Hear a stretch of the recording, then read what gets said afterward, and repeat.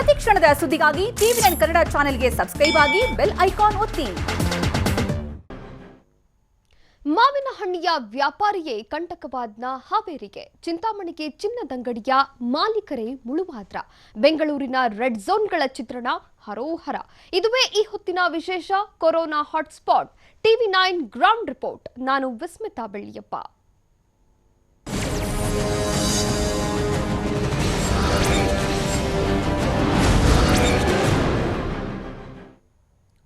Corona ಅನ್ನೋ ಹೆಮ್ಮಾರಿ ಹಾವೇರಿ ಜಿಲ್ಲೆಯಲ್ಲಿ ಬೆನ್ನು ಹತ್ತಿದೆ. ಹೆಮ್ಮಾರಿಯ ಮಾಯಾಜಾಲಕ್ಕೆ ಸಿಲುಕಿ ಗ್ರಾಮಸ್ಥರು ನಡುಕಿ ಹೋಗಿದ್ದಾರೆ. ಅದರಲ್ಲೂ ಮಾವಿನ ಹಣ್ಣಿನ ವ್ಯಾಪಾರಿಯ ಹೆಜ್ಜೆ ಗುರುತು ಕೇಳ್ತಾ ಹತ್ತಾರು ಹಳ್ಳಿಯ ಜನರು ಕಕ್ಕಾಬಿಕ್ಕಿಯಾಗಿದ್ದಾರೆ. ಇಡೀ ಊರಿಗೆಲ್ಲ ಆ ಒಬ್ಬ ಸೋಂಕಿತನ ನಂಜು ಹರಡಿದ್ನ ಅನ್ನೋ ಆತಂಕ ಹೆಜ್ಜೆ ಹೆಜ್ಜೆಗೂ ಕಾಡ್ತಾ ಇದೆ. ಊರಿಗೂರೇ ಖಾಲಿ, ದಾರಿ ತುಂಬ ಬೇಲಿ, ತಿಳಿದುಕೊಳ್ಳುವ ಬನ್ನಿ ಬಾನಬಣ್ಣ ನೀಲಿ. ಗ್ರಾಮಕ್ಕೆ ಗ್ರಾಮವೇ ಗರಬಡಿದಂತಾಗಿದೆ. ಏರಿಯಾದಲ್ಲಿ ಖಾಕಿ ಬಂದೋಬಸ್ತ್. ಇಷ್ಟು ದಿನ ಜನಸಂದಣಿಯಲ್ಲಿ ತುಂಬಿ ತುಳುಕ್ತಿದ್ದ ನಗರ ಸೈಲೆಂಟ್ ಆಗಿದೆ. ಮನೆಯಿಂದ ಹೊರಗೆ ಬರೋಕೆ ಬೆದರಿ ಹೋಗಿದ್ದಾರೆ. ಇದಕ್ಕೆಲ್ಲ ಕಾರಣ ಗ್ರೀನ್ ಝೋನ್ನಲ್ಲಿದ್ದ ಹಾವೇರಿ ಜಿಲ್ಲೆಯನ್ನ ಕೊರೋನಾ ತೆಕ್ಕೆಗೆ ಬಾಚಿಕೊಂಡಿದೆ. ಸೋಂಕಿತನ ಹೆಜ್ಜೆ ಸಪ್ಪಳ ಕಿವಿಗೆ ಬರ್ತಿದ್ದಂತೆ ಜನರು ಬೆಚ್ಚಿ ಬಿದ್ದಿದ್ದಾರೆ.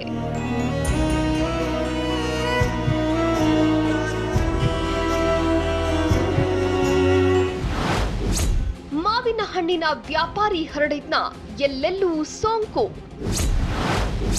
ಕೊರೋನಾ ಸೋಂಕಿತನ ಹೆಜ್ಜೆ ಗುರುತಿಗೆ ಹಾವೇರಿ ಗಡಗಡ. ಎಸ್, ಗ್ರೀನ್ ಝೋನ್ನಲ್ಲಿದ್ದ ಏಲಕ್ಕಿ ನಗರ ಹಾವೇರಿ ಜಿಲ್ಲೆಗೂ ಕೊರೋನಾ ಅನ್ನೋ ಹೆಮ್ಮಾರಿ ಸುನಾಮಿಯಂತೆ ಅಪ್ಪಳಿಸಿಬಿಟ್ಟಿದೆ. ಮೇ 4ರಂದು ಲಾಕ್ಡೌನ್ ರಿಲೀಫ್ ಸಿಕ್ಕಿದ್ದು. ಅದೇ ದಿನ ಹಾವೇರಿ ಜಿಲ್ಲೆಗೆ ಆಘಾತ ಕಾದಿತ್ತು. ಮುಂಬೈನಿಂದ ಸವಣೂರು ಪಟ್ಟಣಕ್ಕೆ ಹೆಜ್ಜೆ ಊರಿದ್ದ ವ್ಯಕ್ತಿಯೊಬ್ಬನಲ್ಲಿ ಕೊರೋನಾ ಸೋಂಕು ಪರೀಕ್ಷೆಯಲ್ಲಿ ಪಕ್ಕಾ ಆಗಿತ್ತು. ಮರುದಿನವೇ ಆತನ ಸಹೋದರ 40 ವರ್ಷದ ವ್ಯಕ್ತಿಯಲ್ಲಿ ಸೋಂಕು ದೇಹಕ್ಕೆ ದಾಳಿ ಇಟ್ಟಿತ್ತು. ಆದರೆ ಇಬ್ಬರ ಟ್ರಾವೆಲ್ ಹಿಸ್ಟರಿ ಏನೂ ಜನರಲ್ಲಿ ಭಯ ಹುಟ್ಟಿಸಿರಲಿಲ್ಲ. ಆದರೆ ಮೇ 11ರಂದು ಶಿಗ್ಗಾವಿ ತಾಲೂಕಿನ ಅಂದಲಗಿ ಗ್ರಾಮದ 26 ವರ್ಷದ ಯುವಕ ಅಂದ್ರೆ ಮಾವಿನ ಹಣ್ಣಿನ ವ್ಯಾಪಾರಿಗೆ ಸೋಂಕು ಒಕ್ಕರಿಸಿಕೊಂಡಿತ್ತು. ಕೊರೋನಾ ಸೋಂಕಿತ ಮಾವಿನ ಹಣ್ಣಿನ ವ್ಯಾಪಾರಿ ಹೆಜ್ಜೆ ಗುರುತಿಗೆ ಎಲ್ಲರೂ ಬೆಚ್ಚಿ ಬಿದ್ದಿದ್ದಾರೆ. ಯಾಕಂದ್ರೆ ಶಿಗ್ಗಾವಿ ಮತ್ತು ಹಾನಗಲ್ ತಾಲೂಕಿನ 15ಕ್ಕೂ ಹೆಚ್ಚು ಹಳ್ಳಿಗಳಲ್ಲಿ ಪಾದ ಉರಿತಾನೆ. ಈ ಸುದ್ದಿ ಕೇಳಿ ಹಳ್ಳಿಗಾಡಿನ ಜನ ಮನೆ ಹೊಸ್ತಿಲು ದಾಟಿ ಹೊರಗೆ ಬರ್ತಿಲ್ಲ. ಮಾವಿನ ಹಣ್ಣಿನ ವ್ಯಾಪಾರಿಯಿಂದನೂ ಶಿಗ್ಗಾಂವ್ ತಾಲೂಕು ಅಂದಲಿಗಿ ಅಂತ ಭಾಳ ಈ ಕಡೆ ಸುತ್ತಮುತ್ತಲು ಶಿಗ್ಗಾಂವ್ ತಾಲೂಕು ಹಳ್ಳಿ ಒಳಗೂ ಓಡಾಡಿದಾನೆ. ಆಮೇಲೆ ಹಾವೇರಿ ತಾಲೂಕಿನೊಳಗೂ ಬಸಾಪುರ, ಹಾನಗಲ್ ಈ ಥರ ಎಲ್ಲ ಓಡಾಡಿದಾನೆ. ಮಾವಿನ ಹಣ್ಣು ಖರೀದಿ ಮಾಡಿದ್ದಾನೆ. ಮತ್ತು ಅವನಿಂದನೂ ಜನ ಹೊರಗೆ ಬರಲಿಕ್ಕೆ ವಿಚಾರ ಮಾಡ್ಲಿಕ್ಕೆ ಹತ್ತಿದ್ದಾರೆ. ಈಗ ಭಾಳ ತೊಂದರೆ ಆಗೈತಿ ಜನಗಳಿಗೆ. ಇನ್ನು ಹಾವೇರಿ ಜಿಲ್ಲೆಯಲ್ಲಿ 3ನೇ ಕೊರೋನಾ ಸೋಂಕಿತನಾಗಿರೋ ಮಾವಿನ ಹಣ್ಣಿನ ವ್ಯಾಪಾರಿ ಏಪ್ರಿಲ್ 23ರಿಂದ ಮೇ 6ರವರೆಗೆ ಅಂದಲಗಿ, ಕೊಪ್ಪರಸಿಕೊಪ್ಪ, ಬೊಮ್ಮನಹಳ್ಳಿ, ದುಂಡಸಿ, ಹಾನಗಲ್, ಶಡಗರವಳ್ಳಿ ಸೇರಿದಂತೆ 10 ಗ್ರಾಮಗಳನ್ನ ಸುತ್ತಾಡಿದ್ದಾನೆ. ಮಾವು ಬೆಳೆದ ರೈತರಿಂದ ಮಾವಿನ ಕಾಯಿಗಳನ್ನ ಖರೀದಿಸಿ ತನ್ನದೇ ಲಾರಿಯಲ್ಲಿ ತುಂಬಿಕೊಂಡು ಮುಂಬೈಗೆ ಹೋಗಿ ಮಾರಿ ಬಂದಿದ್ದಾನೆ. ಈತನಲ್ಲಿ ಸೋಂಕು ಇರೋದು ದೃಢಪಡುತ್ತಿದ್ದಂತೆ ಹಳ್ಳಿಗಳ ಜನರಲ್ಲಿ ಭಯ ಶುರುವಾಗಿದೆ. ಈಗಾಗಲೇ ಸೋಂಕಿತನ ಜೊತೆ ಪ್ರಾಥಮಿಕ ಸಂಪರ್ಕದಲ್ಲಿರೋರನ್ನ ಜಿಲ್ಲಾಡಳಿತ ಗುರುತಿಸಿದೆ. ಎಲ್ಲರ ಥ್ರೋಟ್ ಸ್ಕ್ವಾಬ್, ರಕ್ತದ ಮಾದರಿ ಪರೀಕ್ಷೆಗೆ ಕಳುಹಿಸಲಾಗಿದ್ದು ಎಲ್ಲರಲ್ಲೂ ಢವಢವ ಶುರುವಾಗಿದೆ. ಸದರಿ ಸೋಂಕಿತ ವ್ಯಕ್ತಿ 25 ವರ್ಷದವನಿಗಿದ್ದು ಮಾವಿನ ಹಣ್ಣಿನ ವ್ಯಾಪಾರಿ ಇವರು. ಆತನು ವೈದ್ಯಕೀಯ ತಪಾಸಣೆಗೆ ಒಳಪಡಿಸಿದ್ದು ಕ್ವಾರಂಟೈನ್ ಶೀಲ್ ಹಾಕಿ ಅಲ್ಲಿಂದ ಅವನಿಗೆ ಈ ನಮ್ಮದು ಜಕ್ಕನಕಟ್ಟಿ ಮುರಾರ್ಜಿ ದೇಸಾಯಿ ವಸತಿ ಶಾಲೆಗೆ ಸರ್ಕಾರಿ ಕ್ವಾರಂಟೈನ್ ಮಾಡಲು ಕರೆದುಕೊಂಡು ಹೋಗಿದ್ದು, ಸ್ವಾಬ್ ಮತ್ತು ರಕ್ತದ ಮಾದರಿ ಟೆಸ್ಟ್ ಮಾಡಿದ ನಂತರ ಸದರಿ ವ್ಯಕ್ತಿ ಕೋವಿಡ್-19 ರೋಗ ಸೋಂಕಿತನೇ ಎಂದು ವರದಿ ಬಂದಿದ್ದು ದೃಢಪಟ್ಟಿರುತ್ತದೆ. ಒಟ್ನಲ್ಲಿ ಏಲಕ್ಕಿ ನಾಡು ಹಾವೇರಿ ಜನ ಕೊರೋನಾ ಸಪ್ಪಳಕ್ಕೆ ಹೆದರಿ ಹೋಗಿದ್ದಾರೆ. ಜಿಲ್ಲಾಡಳಿತ ಜಾಗೃತಿಯನ್ನು ಮೂಡಿಸಿದೆ. ಇನ್ನೊಂದು ಕಡೆ ಮಾವಿನ ಹಣ್ಣಿನ ವ್ಯಾಪಾರಿ ಸೋಕಿದ ಕಡೆಯೆಲ್ಲ ಸೋಂಕು ಚೆಲ್ಲಿದ್ನಾ ಅನ್ನೋ ಆತಂಕ ಹೆಚ್ಚಾಗಿದೆ. ಅಯ್ಯೋ, ಯಾರ್ಯಾರಿಗೆ ಕೊರೋನಾ ಒಕ್ಕರಿಸುತ್ತೋ ಅನ್ನೋ ನಡುಕ ಅನ್ನದಾತರನ್ನ ಕಾಡುತ್ತಿದೆ. Prabhugouda N Patil, TV9 Haveri. ಮೊದಲೇ ಅದು ದೊಡ್ಡ ಕುಟುಂಬ, ಅದೊಂದು ಸಮುದಾಯದಲ್ಲೂ ಅವರೇ ಪ್ರಭಾವಿಗಳು. ಕೊರೋನಾದಿಂದ ಸಂಕಷ್ಟ ಅನುಭವಿಸುತ್ತಿರುವ ಆ ನಗರದಲ್ಲೂ ಅವರದ್ದು ಬಂಗಾರದ ಬಿಸ್ನೆಸ್. ಅವರ ಸಂಬಂಧಿಗಳಿಗೆ ಸೇರಿದ ಬಂಗಾರದ ಅಂಗಡಿಗಳೇ ಅಲ್ಲಿ ಹೆಚ್ಚು. ಇಂಥದ್ರಲ್ಲಿ ಆ ಕುಟುಂಬಕ್ಕೆ ಒಕ್ಕರಿಸಿರುವ ಕೊರೋನಾ ಸೋಂಕು ಈಗ ಇಡೀ ನಗರವನ್ನೇ ಬೆಚ್ಚಿ ಬೀಳಿಸಿದೆ. ಚಿನ್ನಕ್ಕೂ ಕೊರೋನಾ ಕಂಟಕ ಆವರಿಸಿದೆ.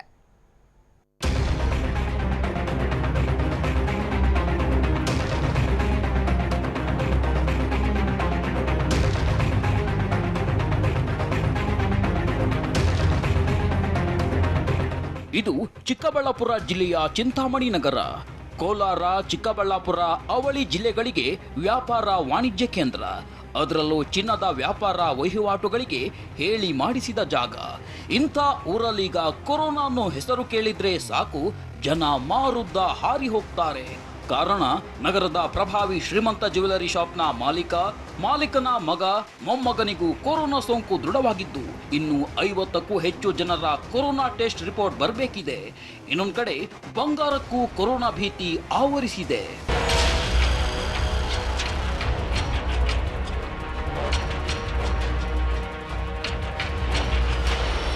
ತಂದೆ, ಮಗ, ಮೊಮ್ಮಗನಿಗೆ ಕೊರೋನಾ ಸೋಂಕು ತಗುಲಿದ ಕತೆ ಒಂದ್ ಕಡೆಯಾದ್ರೆ, ಇನ್ನೊಂದ್ ಕಡೆ ಇವರ ಸಂಬಂಧಿಗಳಿಗೆ ಸೇರಿದ 20ಕ್ಕೂ ಹೆಚ್ಚು ಬಂಗಾರದ ಅಂಗಡಿಗಳಿವೆ.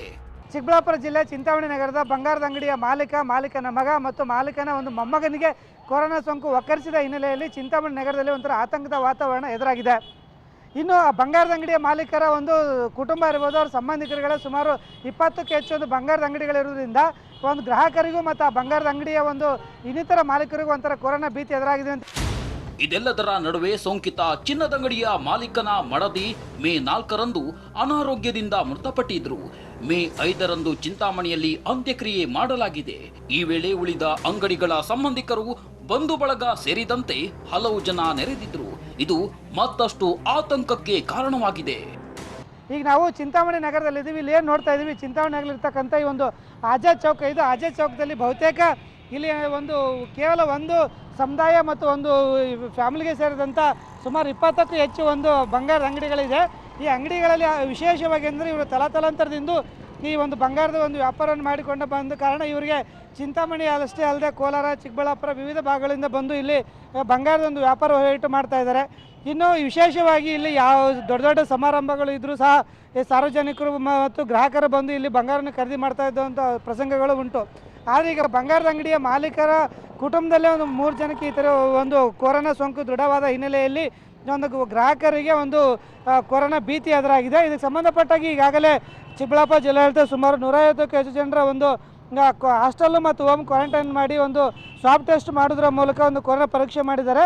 ಚಿಕ್ಕಬಳ್ಳಾಪುರ ಜಿಲ್ಲಾಡಳಿತ ಕೊರೋನಾ ಸೋಂಕು ದೃಢವಾಗಿರುವ 71 ವರ್ಷದ ವೃದ್ಧ ಪೇಷಂಟ್ 770, 46 ವರ್ಷದ ಪೇಷಂಟ್ 864, 22 ವರ್ಷದ ಪೇಷಂಟ್ 804 ಮೂವರನ್ನ ಕೋವಿಡ್ ಆಸ್ಪತ್ರೆಯಲ್ಲಿ ದಾಖಲಿಸಿ ಚಿಕಿತ್ಸೆ ನೀಡುತ್ತಿದೆ. ಇವರೊಂದಿಗೆ ಪ್ರಾಥಮಿಕ ಸಂಪರ್ಕ ಹೊಂದಿದ 93 ಜನರನ್ನ ಹಾಸ್ಟೆಲ್ನಲ್ಲಿ ಕ್ವಾರಂಟೈನ್ ಮಾಡಲಾಗಿದೆ. ಸೆಕೆಂಡರಿ ಕಾಂಟ್ಯಾಕ್ಟ್ ಹೊಂದಿರುವ 89 ಜನರನ್ನ ಹೋಮ್ ಕ್ವಾರಂಟೈನ್ ಮಾಡಲಾಗಿದೆ. ಕ್ಷಣಕ್ಕೂ ದ್ವಿತೀಯ ಸಂಪರ್ಕಿತರ ಸಂಖ್ಯೆ ಬೆಳೆಯುತ್ತಲೇ ಇದೆ.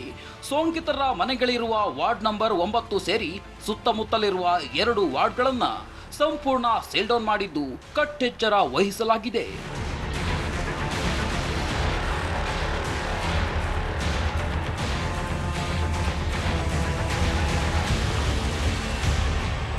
ಭೀಮಪ್ಪ ಪಾಟೀಲ್, TV9 ಚಿಕ್ಕಬಳ್ಳಾಪುರ. ಲಾಕ್ಡೌನ್ನಿಂದಾಗಿ ವಿದೇಶದಲ್ಲಿ ಸಿಕ್ಕಿ ಹಾಕಿಕೊಂಡ ನಮ್ಮವರು ಈಗ ತಂಡವಾಗಿ ವಾಪಸ್ ಬರ್ತಿದ್ದಾರೆ. ಇದರಿಂದಾಗಿ ಬೆಂಗಳೂರಿಗರಿಗೆ ಆತಂಕ ಹೆಚ್ಚಾಗಿದೆ. ಹಾಗಾದ್ರೆ ಹೇಗಿದೆ ಏರ್ಪೋರ್ಟ್ಗಳಲ್ಲಿ ಕಟ್ಟೆಚ್ಚರ? ಸಿಂಗಾಪುರದಿಂದ ಬೆಂಗಳೂರಿಗೆ 40 ಕನ್ನಡಿಗರಿದ್ದ ವಿಮಾನ ಬಂದಾಗ ಆಗಿದ್ದೇನು?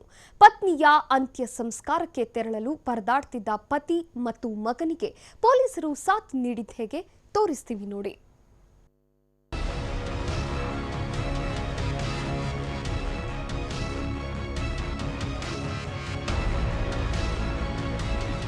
ವಂದೇ ಭಾರತ್ ಯೋಜನೆಯಡಿಯಲ್ಲಿ ವಿದೇಶದಲ್ಲಿ ಸಿಕ್ಕಿ ಹಾಕಿಕೊಂಡಿರುವ ಭಾರತೀಯರನ್ನ ಕರೆತರಲಾಗ್ತಿದೆ. ಮೊದಲೇ ಕೊರೋನಾ ಘಾತದಿಂದ ತತ್ತರಿಸಿರುವ ಜನರಿಗೆ ಇದರಿಂದಾಗಿ ಮತ್ತೊಂದು ರೀತಿ ಭೀತಿ.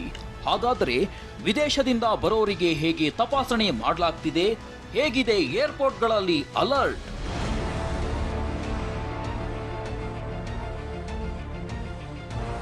ಸಿಂಗಾಪುರದಿಂದ ತಾಯ್ನಾಡಿಗೆ ಬರಲಾಗದೆ ಪರದಾಡ್ತಿದ್ದ 42 ಜನ ಪ್ರಯಾಣಿಕರು ಬೆಂಗಳೂರಿಗೆ ವಾಪಸ್ಸಾಗಿದ್ದಾರೆ. ಮಂಗಳವಾರ ರಾತ್ರಿ ಸಿಂಗಾಪುರದಿಂದ ಕೆಂಪೇಗೌಡ ಅಂತಾರಾಷ್ಟ್ರೀಯ ವಿಮಾನ ನಿಲ್ದಾಣಕ್ಕೆ ಆಗಮಿಸಿದ ಎಲ್ಲ ಪ್ರಯಾಣಿಕರಿಗೆ ಏರ್ಪೋರ್ಟ್ನಲ್ಲಿ ಸ್ಕ್ರೀನಿಂಗ್ ಮಾಡಿದ್ರು. ಸ್ಕ್ರೀನಿಂಗ್ ವೇಳೆ ಎಲ್ಲರಿಗೂ ಬಿ ಗ್ರೇಡ್ ಬಂದ ಕಾರಣ ಸರ್ಕಾರ ಸೂಚಿಸಿರೋ ಹೋಟೆಲ್ಗಳಿಗೆ ತೆರಳಲು ಹೇಳಿದ್ರು. ಆದರೆ ಕೆಲವರು ಹೋಟೆಲ್ಗೆ ಹೋಗಲು ನಿರಾಕರಿಸಿದ್ದು, ನಾವು ಆ ಹೋಟೆಲ್ಗೆ ಹೋಗಲ್ಲ, ನಮ್ಮನ್ನ ಮನೆಗೆ ಕಳುಹಿಸಿ ಅಥವಾ ನಾವು ಕೇಳಿದ ಹೋಟೆಲ್ಗೆ ಕಳಿಸಿ ಅಂತ ಕಿರಿಕ್ ಮಾಡಿದ್ರು.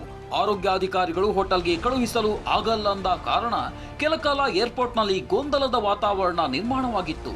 ಈ ವೇಳೆ ಬೇರೆ ಹೋಟೆಲ್ ಬೇಕು ಅಂತ ಪಟ್ಟು ಹಿಡಿದಿದ್ದ ಪ್ರಯಾಣಿಕರಿಗೆ ತಿಳಿ ಹೇಳಿದ ಅಧಿಕಾರಿಗಳು ಅವರ ಮನವೊಲಿಸಿ ಸೂಚಿಸಿದ ಹೋಟೆಲ್ಗೆ ಬಿಎಂಟಿಸಿ ಬಸ್ನಲ್ಲಿ ಕಳುಹಿಸಿಕೊಟ್ರು. ಲಾಕ್ಡೌನ್ನಿಂದಾಗಿ ಸಿಂಗಾಪುರದಲ್ಲಿ ಸಿಕ್ಕಾಕೊಂಡಿದ್ದಂಥ 42 ಜನ ಪ್ರಯಾಣಿಕರು ಇವತ್ತು ಬೆಂಗಳೂರಿನ ಕೆಂಪೇಗೌಡ ಅಂತಾರಾಷ್ಟ್ರೀಯ ವಿಮಾನಕ್ಕೆ ಬಂದಿರತಕ್ಕಂಥದ್ದು. ಈಗ ಅವರನ್ನು ಸಹ ಎಲ್ಲರನ್ನೂ ಸ್ಕ್ರೀನಿಂಗ್ ಮಾಡಿ ಈಗ ಬಿ ಗ್ರೇಡ್ ಬಂದಂಥ ಹಿನ್ನೆಲೆಯಲ್ಲಿ ಹೋಟೆಲ್ಗಳು ಸಹ ಅವ್ರನ್ನ ರವಾನೆ ಮಾಡಿರ್ತಕ್ಕ ಕೆಲಸವನ್ನು ಜಿಲ್ಲಾಡಳಿತಗಳು ಮಾಡಲಾಗಿದೆ. ಈಗ ನಮ್ಮ ಜೊತೆ ಮಾತನಾಡೋದಕ್ಕೆ ಸ್ವತಃ ಜಿಲ್ಲಾಧಿಕಾರಿ ರವೀಂದ್ರ ಸರ್ ಜೊತೆ ಇದ್ದಾರೆ, ಅವ್ರನ್ನ ಕೇಳೋಣ. ಸರ್, ಇವತ್ತು ಎಷ್ಟು ಜನ ಪ್ರಯಾಣಿಕರು ಬಂದಿದ್ದಾರೆ? ಅವ್ರಿಗೆ ಯಾವ ರೀತಿ ಸ್ಕ್ರೀನಿಂಗ್ ಮಾಡಲಾಗಿದೆ? ಎಷ್ಟು ಜನಕ್ಕೆ ಯಾವ ಗ್ರೇಡ್ ಬಂದಿದೆ ಸರ್? ಇವತ್ತು ಒಟ್ಟು 42 ಜನರ ಒಂದು ಸ್ಕ್ರೀನಿಂಗನ್ನು ನಾವು ಮಾಡಿದ್ದೀವಿ.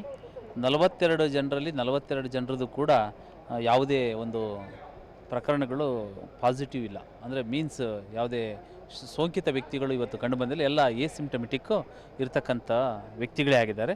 ಈಗ ಅವರೆಲ್ಲರಿಗೂ ಕೂಡ ನಾವು ಹೋಟೆಲ್ಗಳಲ್ಲಿ ರೂಮ್ನ ಒಂದು ವ್ಯವಸ್ಥೆಯನ್ನು ಮಾಡಿದ್ದು, ಅವರಿಗೆ ಬೇಕಾದಂಥ ರೂಮ್ಗಳನ್ನು ಆಯ್ಕೆ ಮಾಡಿಕೊಂಡಿದ್ದಾರೆ ಡೆಸಿಗ್ನೇಟೆಡ್ ಹೋಟೆಲ್ಸ್ಗಳಲ್ಲಿ. ಹಾಗಾಗಿ ಅವರನ್ನು ಕಳಿಸ್ಕೊಡ್ಲಿಕ್ಕೆ ಇವತ್ತು ಕೂಡ ಒಂದು 3 ಬಸ್ಗಳನ್ನು ನಾವು ಮಾಡಿದ್ದು. ಆ ಬಸ್ಗಳಲ್ಲಿ ಕುಳಿತುಕೊಂಡು ಅವರು ಹೋಟೆಲ್ಗೆ ಈಗ ಪ್ರಯಾಣವನ್ನು ಬೆಳೆಸಿದ್ದಾರೆ. ಇದೇ ವೇಳೆ ಏರ್ಪೋರ್ಟ್ನಲ್ಲಿ ಕರುಣಾಜನಕ ಸನ್ನಿವೇಶವೊಂದು ನಡೆಯಿತು. ಅನಾರೋಗ್ಯದಿಂದ ಬಳಲುತ್ತಿದ್ದ ಪತ್ನಿ ಸಾವನ್ನಪ್ಪಿದ ಕಾರಣ ಅಂತ್ಯಕ್ರಿಯೆಯಲ್ಲಿ ಭಾಗವಹಿಸಲು ತಂದೆ ಮಗ ಸಿಂಗಾಪುರದಿಂದ ಬಂದಿದ್ದರು. ಕೆಂಪೇಗೌಡ ಏರ್ಪೋರ್ಟ್ನಿಂದ ಚೆನ್ನೈಗೆ ತೆರಳಲು ವಾಹನ ಇಲ್ಲದೆ ತಂದೆ ಮಗ ಕಣ್ಣೀರಾಗ್ತಿದ್ರು. ಇಬ್ಬರ ಪರದಾಟ ಕಂಡ ಜಿಲ್ಲಾಧಿಕಾರಿ ರವೀಂದ್ರ ಮತ್ತು ಈಶಾನ್ಯ ವಿಭಾಗ ಡಿಸಿಪಿ ಭೀಮಾಶಂಕರ್ ಗುಳೇದ್ ಅವರಿಗೆ ವಾಹನದ ವ್ಯವಸ್ಥೆ ಮಾಡಿ ಮಾನವೀಯತೆ ಮೆರೆದ್ರು. ಜೊತೆಗೆ ಏರ್ಪೋರ್ಟ್ನಿಂದ ಅತ್ತಿಬೇಲೆಯ ತಮಿಳುನಾಡು ಬಾರ್ಡರ್ ವರೆಗೂ ಸ್ವತಃ ಡಿಸಿಪಿ ಭೀಮಾಶಂಕರ್ ಗುಳೇದ್ ತಮ್ಮ ವಾಹನದಲ್ಲಿ ಎಸ್ಕಾರ್ಟ್ ನೀಡಿದ್ರು. ತಮಿಳುನಾಡಿಗೆ ಹೋಗಬೇಕಾದಂಥ 2 ವ್ಯಕ್ತಿಗಳು ಎಮರ್ಜೆನ್ಸಿ ಇತ್ತು. ಅವರ ಕುಟುಂಬದಲ್ಲಿ ಒಂದು ಸಾವಾಗಿತ್ತು. ಆ ಸಾವಿನ ಒಂದು ಅಂತ್ಯಕ್ರಿಯೆಗೆ ಭಾಗವಹಿಸಲಿಕ್ಕೆ ಕೂಡಲೇ ಅವರಿಗೆ ಪಾಸ್ನ ವ್ಯವಸ್ಥೆಯನ್ನು ಕೂಡ ಮಾಡಿಕೊಡಲಾಗಿದೆ. ಮತ್ತು ತಮಿಳುನಾಡಲ್ಲಿರ್ತಕ್ಕಂಥ ಆನರಬಲ್ ಸ್ಪೆಷಲ್ ಸೆಕ್ರೆಟರಿ ಅವ್ರ ಜೊತೆಯಲ್ಲೂ ಕೂಡ ಮಾತನಾಡಿಕೊಂಡು ಅವರಿಗೂ ಕೂಡ ಕಳಿಸ್ಕೊಡ್ರಿ ಅಂತೇಳಿ ಅವ್ರದ್ದು ಕೂಡ ಒಪ್ಪಿಗೆಯನ್ನು ತೆಗೆದುಕೊಂಡಿದ್ದೀವಿ. ಹಾಗಾಗಿ ಒಂದು ವೆಹಿಕಲ್ನಲ್ಲಿ ಅವ್ರನ್ನ ಈಗ ತಾನೇ ಅವ್ರನ್ನ ನಾವು ತಮಿಳುನಾಡಿಗೆ ಕಳಿಸ್ಕೊಟ್ಟಿದ್ದೀವಿ. ಒಟ್ಟಾರೆ ವಿದೇಶದಲ್ಲಿ ಸಿಕ್ಕಿ ಹಾಕಿಕೊಂಡಿರೋ ಜನರನ್ನ ತಾಯ್ನಾಡಿಗೆ ಕರೆತರಲಾಗ್ತಿದೆ. ವಿದೇಶದಿಂದ ಬಂದವರನ್ನ ಏರ್ಪೋರ್ಟ್ನಲ್ಲಿ ಸ್ಕ್ರೀನಿಂಗ್ ಮಾಡಿ ಹೋಟೆಲ್ಗಳಲ್ಲಿ ಕ್ವಾರಂಟೈನ್ ಮಾಡಲಾಗ್ತಿದೆ. ಬೆಂಗಳೂರು ಸೇರಿದಂತೆ ದೇಶದ ಎಲ್ಲ ಏರ್ಪೋರ್ಟ್ಗಳಲ್ಲಿ ಕಟ್ಟೆಚ್ಚರ ವಹಿಸಲಾಗಿದ್ದು, ವಿದೇಶದಿಂದ ಮತ್ತೆ ಕಿಲ್ಲರ್ ವೈರಸ್ ನುಸುಳದಂತೆ ತೀವ್ರ ನಿಗಾ ವಹಿಸಲಾಗಿದೆ.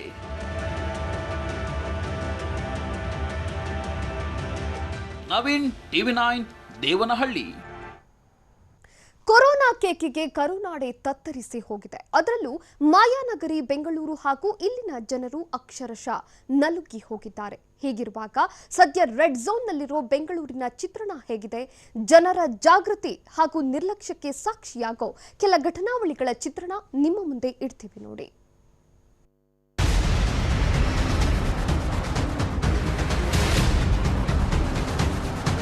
ಮಾಯಾನಗರಿ ಬೆಂಗಳೂರು ಹಾಗೂ ಇಲ್ಲಿನ ಜನರು ಎಂಥದ್ದೇ ಪರಿಸ್ಥಿತಿಯಲ್ಲೂ ಈ ರೀತಿ ಪರಿತಪಿಸಿರಲಿಲ್ಲ, ಕುಗ್ಗಿರಲಿಲ್ಲ. ಆದರೆ ಕೊರೋನಾ ಮಾತ್ರ ತನ್ನ ಕರಾಳ ಮುಖದ ಅನಾವರಣ ಮಾಡಿದೆ. ಹೀಗಾಗಿ ಹಿಂದೆಂದೂ ಕಾಣದ ಬೆಂಗಳೂರಿನ ದರ್ಶನವನ್ನ ಲಾಕ್ಡೌನ್ ತೋರಿಸಿಕೊಟ್ಟಿದೆ.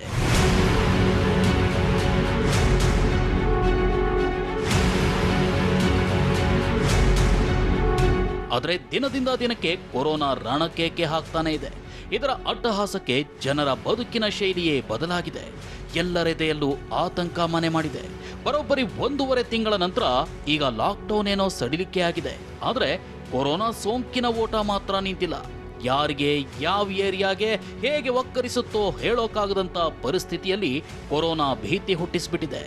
ಇಂಥ ವಾತಾವರಣದಲ್ಲಿ ಬೆಂಗಳೂರಿಗರು ಬೇರೆ ಎಲ್ಲರಿಗಿಂತ ಸ್ವಲ್ಪ ಹೆಚ್ಚೇ ಜಾಗ್ರತೆ ವಹಿಸಬೇಕಿದೆ. ಆದ್ರೆ ನಿಜಕ್ಕೂ ಪರಿಸ್ಥಿತಿ ಹಾಗಿದೆಯಾ? ಈ ಬಗ್ಗೆ ನಮ್ಮ ಪ್ರತಿನಿಧಿ ಮಾಲ್ತೇಶ್ ಜಗ್ಗಿನ್ ಪ್ರತ್ಯಕ್ಷ ವರದಿ ಕೊಟ್ಟಿದ್ದಾರೆ ನೋಡಿ. ಬೆಂಗಳೂರು ರೆಡ್ ಝೋನ್ನಲ್ಲಿ ಇದ್ರೂ ಕೂಡ ಸದ್ಯಕ್ಕೆ ಜನಜೀವನ ಸಹಜ ಸ್ಥಿತಿಗೆ ಬಂದಿದೆಯಾ ಅನ್ನೋಂಥ ಅನುಮಾನ ಕಾಡುವಂಥ ರೀತಿಯಲ್ಲಿ ಇಲ್ಲಿನ ವಾತಾವರಣ ಕಂಡುಬರ್ತಕ್ಕಂಥದ್ದು. ಸೊ ಪ್ರಮುಖವಾಗಿ ನಾವೀಗ ಬೆಂಗಳೂರಿನ KG ರಸ್ತೆಯಲ್ಲಿ ಇರ್ತಕ್ಕಂಥದ್ದು. ಹಾಗೆ ಇಲ್ಲಿ ಯಾವ ರೀತಿ ವಾತಾವರಣ ಇದೆ ಅನ್ನೋದನ್ನು ತೋರಿಸ್ತಾ ಇದ್ದೀನಿ. ಪ್ರಮುಖವಾಗಿ ನೋಡ್ತಾ ಇರ್ಬೋದು, ಯಥಾ ಪ್ರಕಾರ ವಾಹನ ಸಂಚಾರ ಇರ್ತಕ್ಕಂಥದ್ದು, ಹೆಚ್ಚಿನ ಸಂಖ್ಯೆಯ ವಾಹನಗಳ ಓಡಾಟ ಇರ್ತಕ್ಕಂಥದ್ದನ್ನು ನೋಡ್ತಾ ಇರ್ಬೋದು. ಒಂದಿಷ್ಟು ಅಗತ್ಯ ಸೇವೆಗಳಿಗೆ ಮಾತ್ರ ಓಡಾಡಬೇಕು ಅನ್ನುವಂಥದ್ದು ಇದ್ರೂ ಕೂಡ ಯಥಾ ಪ್ರಕಾರ ಜನರು ಈಗ ತಮ್ಮ ಸಹಜ ಜೀವನ ಶೈಲಿಗೆ ಏನೋ ಕೊರೋನಾ ಭೀತಿಗಿಂತ ಮುಂಚೆ ಓಡಾಡ್ತಿದ್ರು ಆ ರೀತಿಯ ಇಲ್ಲಿಯ ವಾತಾವರಣ ಕಂಡು ಬರ್ತಾ ಇರ್ತಕ್ಕಂಥದ್ದು. ಜೊತೆಯಲ್ಲಿ ಏನಂತಂದ್ರೆ ಅಂಗಡಿ ಮುಂಗಟ್ಟುಗಳು ಕೂಡ ಎಲ್ಲ ಅಂಗಡಿ ಮುಂಗಟ್ಟುಗಳು ಕೂಡ ಇಲ್ಲಿ ತೆರೆದಿರ್ತಕ್ಕಂಥ ದೃಶ್ಯಾವಳಿಗಳನ್ನು ನೋಡ್ತಾ ಇರ್ಬೋದು. ಲಾಕ್ಡೌನ್ ಸಡಿಲಿಕೆ ಬೆನ್ನಲ್ಲೇ ಬೆಂಗಳೂರಿನ ಗಾಂಧಿನಗರದ ಸುತ್ತಮುತ್ತ ಸೇರಿದಂತೆ ಯಥಾ ಪ್ರಕಾರ ಜನಜೀವನ ಸಹಜ ಸ್ಥಿತಿಗೆ ಮರಳಿದೆ. ವಾಹನ ಹಾಗೂ ಜನಸಂಚಾರ ಲಾಕ್ಡೌನ್ಗೂ ಮುಂಚೆ ಹೇಗಿತ್ತೋ ಅದೇ ಸ್ಥಿತಿಗೆ ಬಂದ್ಬಿಟ್ಟಿದೆ. ಇನ್ನು ಮೈಸೂರು ಬ್ಯಾಂಕ್ ಸರ್ಕಲ್ ಹಾಗೂ ಅವೆನ್ಯೂ ರಸ್ತೆಯಲ್ಲಿ ಎಲ್ಲ ಅಂಗಡಿ ಮುಗ್ಗಟ್ಟುಗಳ ಬಾಗಿಲು ತೆರೆಯಲಾಗಿದೆ. ವ್ಯಾಪಾರ ವಹಿವಾಟು ಯಥಾ ಪ್ರಕಾರ ನಡೀತಿದೆ. ಹಾಗೆ ಗಾಂಧಿನಗರದ KG ರಸ್ತೆ ಸುತ್ತಮುತ್ತ ಬಟ್ಟೆ ಅಂಗಡಿ ಸೇರಿದಂತೆ ಎಲ್ಲಾ ಅಂಗಡಿಗಳು ಓಪನ್ ಆಗಿವೆ.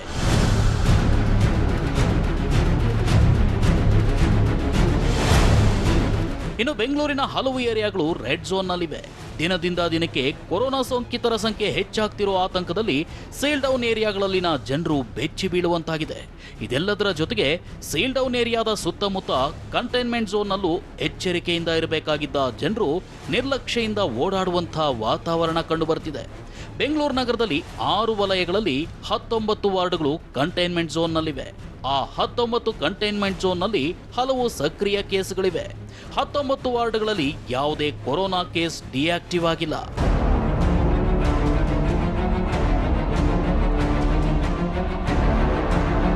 ಇನ್ನು ಬೆಂಗಳೂರಲ್ಲಿ ಮೊಟ್ಟ ಮೊದಲ ಬಾರಿಗೆ ಸೇಲ್ ಡೌನ್ ಆದ ಬಾದರಾಯನಪುರ ಅತಿ ಹೆಚ್ಚು ಕೇಸ್ ಹೊಂದಿರೋ ಕಂಟೈನ್ಮೆಂಟ್ ಝೋನ್ಗಳಲ್ಲಿ ಒಂದಾಗಿದೆ. ಆದರೂ ಈ ಏರಿಯಾದ ಚಿತ್ರಣ ಮಾತ್ರ ಇಲ್ಲೇನೋ ಆಗೇ ಇಲ್ವೇನೋ ಅನ್ನೋ ಹಾಗಿದೆ. ಬಾದರಾಯನಪುರದ ಸುತ್ತಮುತ್ತ ಜನಜೀವನ ಸಹಜ ಸ್ಥಿತಿಯಲ್ಲಿದೆ ಅನ್ನೋ ರೀತಿಯಲ್ಲಿ ಕಂಡುಬರ್ತಿದೆ.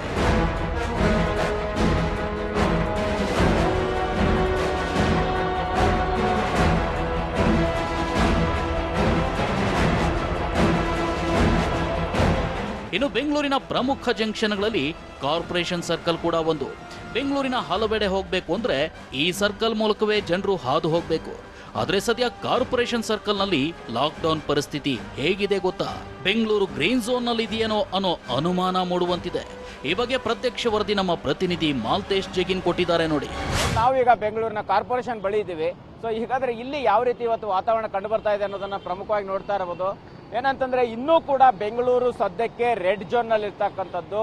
ಸೊ ಆಗಾಗ ಏನು ಅಂತಂದ್ರೆ ದಿನದಿಂದ ದಿನಕ್ಕೆ ಕೊರೋನಾ ಸೋಂಕಿತ ಪ್ರಕರಣಗಳು ದೃಢ ಆಗ್ತಾ ಇರ್ತಕ್ಕಂಥದ್ದು. ಆದ್ರೆ ಜನರು ಮಾತ್ರ ಓಡಾಟ ಈಗಾಗಲೇ ಏನು ಅಂತಂದ್ರೆ ಸರ್ವೇ ಸಾಮಾನ್ಯವಾಗಿ ಬೆಂಗಳೂರಿನಲ್ಲಿ ಮೊದಲಿನಿಂದ ಹೇಗೆ ಓಡಾಡ್ತಾ ಇದ್ರು ಆ ರೀತಿ ಸಹಜ ಸ್ಥಿತಿಗೆ ಬಂದಿದೆಯಾ ಅನ್ನುವಂತಹ ವಾತಾವರಣ ಇಲ್ಲಿ ನಿರ್ಮಾಣ ಆಗಿರ್ತಕ್ಕಂಥದ್ದು.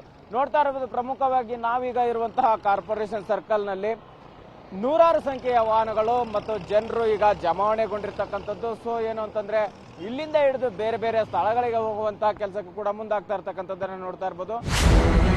ಸದ್ಯ ಕೊರೋನಾ ಇಷ್ಟೆಲ್ಲ ಆತಂಕ ಸೃಷ್ಟಿಸಿದ್ರು ಬೆಂಗಳೂರಿನಲ್ಲಿ ದಿನದಿಂದ ದಿನಕ್ಕೆ ನಿರ್ಲಕ್ಷ್ಯ ಹೆಚ್ಚಾಗ್ತಿದೆ ಅನ್ನೋದಕ್ಕೆ ಈ ದೃಶ್ಯಾವಳಿಗಳೇ ಸಾಕ್ಷಿ.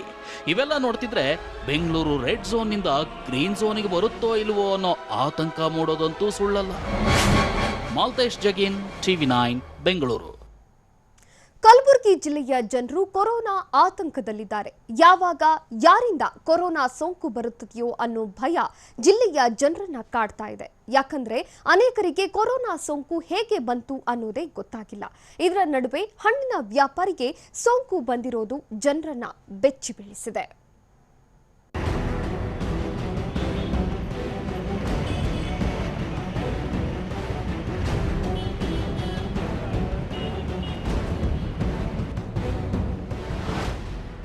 ಕಲಬುರಗಿ ಕೊರೋನಾ ವಿಷಯಕ್ಕೆ ಮೊದಲು ಸುದ್ದಿಯಾದ ಜಿಲ್ಲೆ.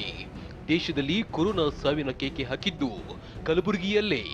ಆದರೆ ಅಂದಿನಿಂದ ಇಲ್ಲಿಯವರೆಗೆ ಜಿಲ್ಲೆಯಲ್ಲಿ ಕೊರೋನಾ ಆರ್ಭಟ ಕಮ್ಮಿಯಾಗಿಲ್ಲ. ಬದಲಾಗಿ ದಿನದಿಂದ ದಿನಕ್ಕೆ ಸೋಂಕಿತರ ಸಂಖ್ಯೆ ಹೆಚ್ಚಾಗ್ತಿದೆ. ಬೇರೆ ಬೇರೆ ರಾಜ್ಯಗಳಿಂದ ಬಂದವರಿಂದಲೇ ಜಿಲ್ಲೆಯಲ್ಲಿ ಕೊರೋನಾ ಸೋಂಕಿತರ ಸಂಖ್ಯೆ ಹೆಚ್ಚಾಗ್ತಿದೆ. ಅದರಲ್ಲೂ ವ್ಯಾಪಾರಸ್ಥರಿಗೆ ಕೊರೋನಾ ಸೋಂಕು ಹರಡಿದ್ದು ಜಿಲ್ಲೆಗೆ ಬರಸಿಡಿಲು ಅಪ್ಪಳಿಸಿದಂತಾಗಿದೆ.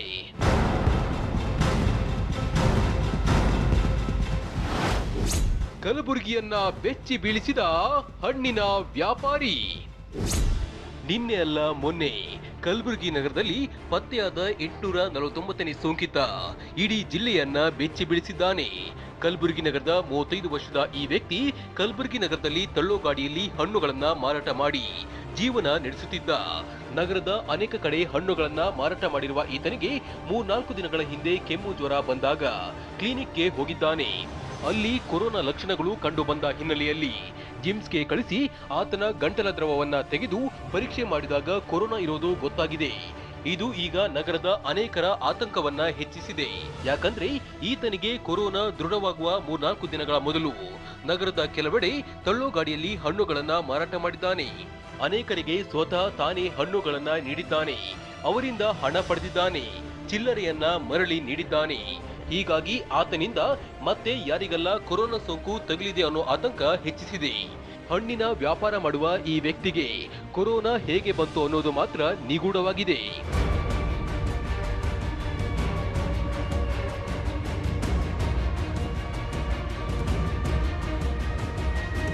ಇನ್ನು ಈ ಹಣ್ಣಿನ ವ್ಯಾಪಾರಿಯ ಸಂಪರ್ಕಕ್ಕೆ ಬಂದಿದ್ದ ಕುಟುಂಬದವರು ಮತ್ತು ಆಪ್ತರು ಸೇರಿ 12 ಜನರನ್ನ ಈಗಾಗಲೇ ಆರೋಗ್ಯ ಇಲಾಖೆ ಕ್ವಾರಂಟೈನ್ ಮಾಡಿದೆ. ಆದರೆ ಈತನ ಬಳಿ ವ್ಯಾಪಾರ ಮಾಡಿದವರು ಯಾರೆಲ್ಲ ಖರೀದಿ ಮಾಡಿದ್ದಾರೆ ಅನ್ನೋದು ಸ್ವತಃ ಹಣ್ಣಿನ ವ್ಯಾಪಾರಿಗೂ ಕೂಡ ಗೊತ್ತಿಲ್ಲ. ಹೀಗಾಗಿ ಈತನ ಬಳಿ ವ್ಯಾಪಾರ ಮಾಡಿದವರನ್ನ ಪತ್ತೆ ಮಾಡಲು ಇದೀಗ ಆರೋಗ್ಯ ಇಲಾಖೆ ಹರಸಾಹಸ ಪಡುವಂತಾಗಿದೆ. ಈ ಮೊದಲು ಕಲಬುರಗಿ ನಗರದಲ್ಲಿ ವ್ಯಾಪಾರ ಮಾಡುವ ಅನೇಕರಿಗೆ ಸೋಂಕು ತಗುಲಿದ್ದು ಅವರಿಂದ ಅನೇಕರಿಗೆ ಸೋಂಕು ತಗುಲಿದೆ. ಇನ್ನು ಈ ಎಲ್ಲ ವ್ಯಾಪಾರಸ್ಥರಿಗೂ ಕೂಡ ಯಾವುದೇ ಟ್ರಾವೆಲ್ ಹಿಸ್ಟರಿ ಇರಲಿಲ್ಲ. ಇದೀಗ ಮತ್ತೆ ಹಣ್ಣಿನ ವ್ಯಾಪಾರಿಗೆ ಸೋಂಕು ತಗುಲಿರುವುದು ನಗರದ ಜನರ ಆತಂಕವನ್ನ ಹೆಚ್ಚಿಸಿದೆ. ಕಲಬುರಗಿ ಜಿಲ್ಲೆಯಲ್ಲಿ ಕೊರೋನಾ ಸೋಂಕು ಕಡಿಮೆಯಾಗುವ ಬದಲು ಹೆಚ್ಚಾಗ್ತಿದೆ.